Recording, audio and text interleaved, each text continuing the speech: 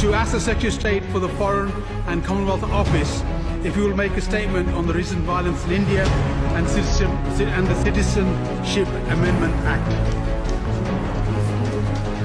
Minister. Thank you, Mr. Speaker. And with your permission, I will respond to this urgent question as the Foreign Secretary is abroad in Turkey today. The British High Commission in New Delhi and our extensive diplomatic network of Deputy High Commissions across India are monitoring closely the recent violence in India and developments around the Citizenship Amendment Act. The events in Delhi last week were very concerning and the situation is still tense. The death of one protester is one too many. So we urge restraint from all parties and trust the Indian government will address the concerns of people of all religions in India. We also condemn any instance of violence, persecution or targeting of people based on religion or belief, wherever it happens in the world. India has a proud history of inclusive government and religious tolerance. Its secular constitution, which guarantees equality before the law, has been an exemplar of inclusive democracy. After his re-election, I note that Prime Minister Modi promised to continue this under the guiding principles of together with all, development for all and trust for all. These shared strengths and values are central to the governance of both our countries. It's a central message of our foreign policy that societies are stronger and safer when we embrace our diversity rather than fear it. And related to this, many people have made clear they have concerns about the Government of India recently signing into law the Citizenship Amendment Act, which expedites the path to citizenship for Hindus, Sikhs, Buddhists, Parsi and Christians, but notably not Muslims or minority sects. The UK government also has concerns about the potential impact of the legislation. And it's because of our close relationship with the Government of India that we are able to discuss difficult issues with them and make clear our concerns where we have them, including on the rights of minorities. Most recently, my ministerial colleague, Lord Ahmed of Wimbledon, raised these concerns about the impact of the CAA with a senior member of India's Ministry of External Affairs on 25th of February. Officials from the British High Commission in New Delhi also raised our concerns about the potential impact of the CAA and the police response to those protests with the state government of Uttar Pradesh on 7th of February. Our former High Commissioner in New Delhi, Sir Dominic Asquith, also raised the issue with the Government of India last month, as did foreign and Commonwealth officials with the Indian High Commission in London. More broadly, the UK engages with India at all levels, including union and state governments, and with NGOs to build capacity and share expertise to promote human rights for all. We will continue to follow events closely and continue to raise our concerns where we have them. Thank you, Mr. Speaker. I find the words for the Honourable Gentleman rather vassal in relation to his statement here. We brought him to this dispatch box. We made the comments. I made the comments on Thursday to the Leader of the House, and there's coming here now concerning the sickening violence against Muslims we have seen in recent weeks in India. Proposals of the Citizen Amendment Act. The CAA enables the documented migrants from neighbouring countries to seek Indian citizenship, provided they meet one condition: that they are not Muslim. This is first such law that has been passed in India since its independence. Next will come a national register of citizens. Undocumented Muslim migrants will automatically be excluded, held in concentration camps, identified for deportation. Through these laws, the Prime Minister Modi is turning a hateful nationalistic slogan into brutality. And he recently said Hinduon ka Hindustan, which literally translated means India for the Hindus. The CAA has generated nationwide protests from Muslims and secular Hindus, prompting an ultra-nationalist BJP politicians to demand that the sectarian hate mob hits back. Recently in Delhi, there has been over 40 people killed by these mobs were attacking Muslim homes and families and taking no notice of any of the authorities taking any notice on this issue. As a result, dozens of Muslims have been dragged and burned from their homes in recent weeks, beaten to death in the streets by the mobs. Thousands have lost their livelihoods. And while the Indian police look on passively and the Modi cynically counts the benefits of electoral success. For those who support India, we want to see its rightful place as one of the global leaders in the 21st century with a place in the United Nations Security Council. It is sickening to see such dissent and hatred and mob rule.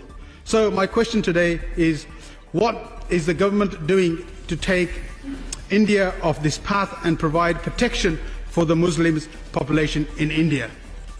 Has he raised this issue with his Indian counterpart, and has he threatened to raise them at the Commonwealth and UN level? Because if India behaves like this, like a state with no regard for human rights and the rule of law or the freedom of religion, it must urgently be made to face the consequences of its behaviour. Can I just say before I bring the Minister in, I'm expecting to run this up to 40 minutes. Minister. Thank you, Mr. Speaker. I can assure the honourable gentleman that we deplore what we've seen over the last few weeks. The violence that has been recorded and broadcast is deplorable. We condemn this, but I would assure him that we do and have raised our concerns with the Indian government, especially when we have concerns over matters like this. And as I mentioned in the statement, we do have concerns about the impact of the CAA. We've raised this with the Ministry of External Affairs by my colleague Lord Ahmad, and we continue that dialogue. Officials from the British High Commission, as recent as mid-February, raised our concerns about the impact of the CAA, and in particular the police response to those protests with the state government of Uttar Pradesh.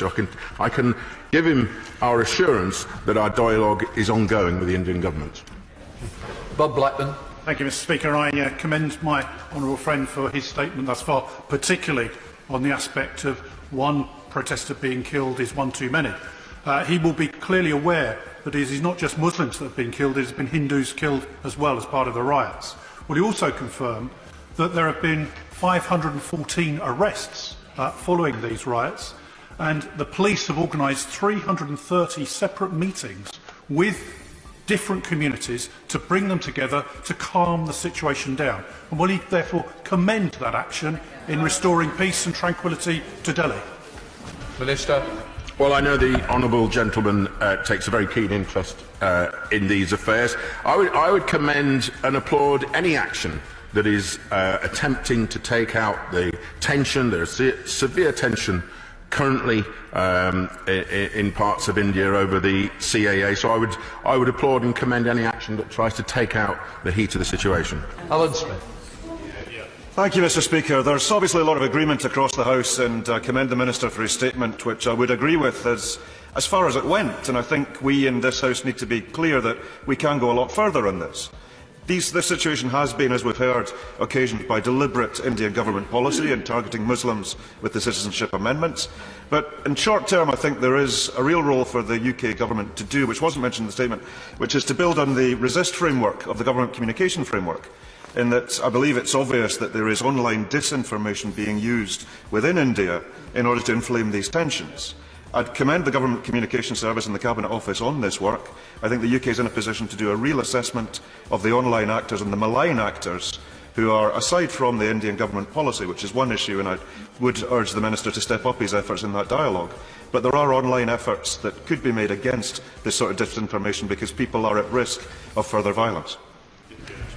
Minister. Well, the honourable gentleman raises a very sensible and important point. I'm pleased that he welcomes that report. Any measures, be it attempting to clamp down on online disinformation or the measures that my honourable friend for Harrow has raised are very welcome. We are constantly in contact over these issues. We know how important this is to members of this House and their constituents who may have family involved in this area, so I appreciate his comments. Minister Ratgani. Thank you, Mr. Speaker. I welcome my right honourable friend to his new position. Can he confirm that he will use his high office, every power that he has, to make sure that our concerns in the House today are relayed to the Indian authorities, in particular the brutality which seems to have been meted out by those who should be enforcing the law, which was covered most recently by BBC coverage?